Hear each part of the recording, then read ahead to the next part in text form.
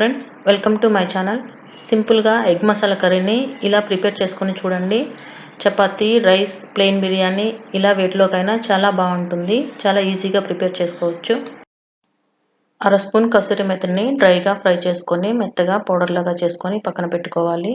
Kasuri methi optional అండి, లేని వాళ్ళు స్కిప్ చేయవచ్చు.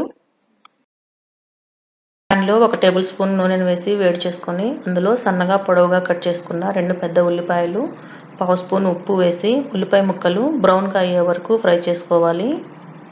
వీటిని డీప్ ఫ్రై కూడా చేసుకోవచ్చండి.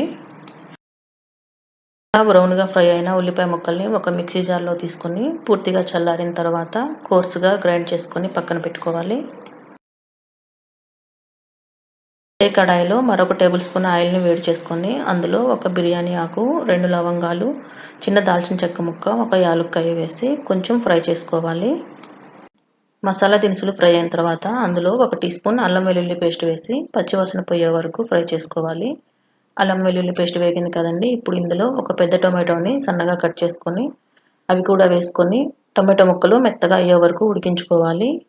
టమాటా ముక్కలు మెత్తగా ఉడికిన తర్వాత 2 టీ స్పూన్ల కారం, 1 టీ స్పూన్ ధనియాల పొడి, అర స్పూన్ జీలకర్ర పౌడర్, రుచికి సరిపడా ఉప్పు వేసి 2 నిమిషాలు లో ఫ్లేమ్ మీద ఉడికించుకోవాలి.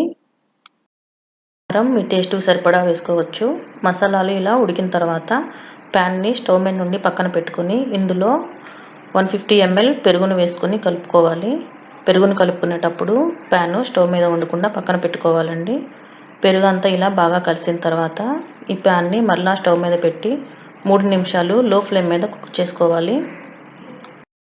పెరుగు ఇంకా మసాలాలు బాగా ఉడికాయి కదండి, ఇప్పుడు ఇందులో ముందుగా మనం ఫ్రై చేసి పెట్టి గ్రైండ్ చేసుకున్న ఫ్రైడ్ ఆనియన్స్ వేసుకోవాలి. ఫ్రైడ్ ఆనియన్స్ని కూడా వేసుకున్న తర్వాత మరొక 2 నిమిషాలు మూత పెట్టుకొని ఉడికించుకోవాలి. కర్రీ అంతా బాగా ఉడికిన తర్వాత సైడ్ ఇలా ఆయిల్ రిలీజ్ అవుతూ ఉంటుందండి. అప్పుడు ఇందులో పావు స్పూన్ గరం మసాలా పౌడర్ని వేసుకొని మరొక నిమిషం ఉడికించుకోవాలి. ఇందులో 250 ml వాటర్ని వేసుకొని 2-3 నిమిషాలు ఉడికించుకోవాలి. గ్రేవీ ఇలా ఉడుకుతున్నప్పుడు ఉడికించి మధ్య కట్ చేసుకున్న గుడ్లని వీడియోలో చూపిస్తున్న విధంగా గ్రేవీలో అరేంజ్ చేసుకోవాలి. ఎగ్ యోక్స్ అన్నీ ఒక సైడ్కి వచ్చేలాగా గ్రేవీలో పెట్టుకోవాలి. ఇలా పెట్టుకున్న తర్వాత 2 నిమిషాలు మీడియం ఫ్లేమ్ మీద ఉడికించుకోవాలి. ఒక సైడు ఎగ్స్ అన్ని గ్రేవీలో ఉడికిన తర్వాత రెండో వైపు తిప్పుకొని మరొక 2 నిమిషాలు ఉడికించుకోవాలి. ఇలా ఎగ్స్ని 2 వైపులా తిప్పుకుంటూ జాగ్రత్తగా ఉడికించుకోవాలి. గ్రేవీ మరీ చిక్కగా కావాలనుకున్న వాళ్ళు మూత లేకుండా మరొక 2 నిమిషాలు ఉడికించుకుంటే గ్రేవీ చిక్కగా అవుతుందండి. కర్రీ అంతా ఇలా ప్రిపేర్ అయిన తర్వాత ఇందులో మనం ముందుగా ఫ్రై చేసి క్రష్ చేసి పెట్టుకున్న కసూరి మెతి పౌడర్ని వేసుకొని మరొక నిమిషం ఉడికించుకోవాలి.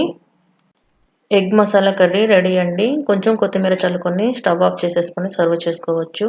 చపాతీ, పుల్కా, రైస్, ప్లెయిన్ బిర్యానీ ఇలా వేటిలోకైనా ఈ కర్రీని సర్వ్ చేసుకోవచ్చు. మరిన్ని ఇంట్రెస్టింగ్ అండ్ టేస్టీ రెసిపీస్ కోసం ప్లీజ్ నా ఛానల్ని సబ్స్క్రైబ్ చేసుకోగలరు. Thanks for watching.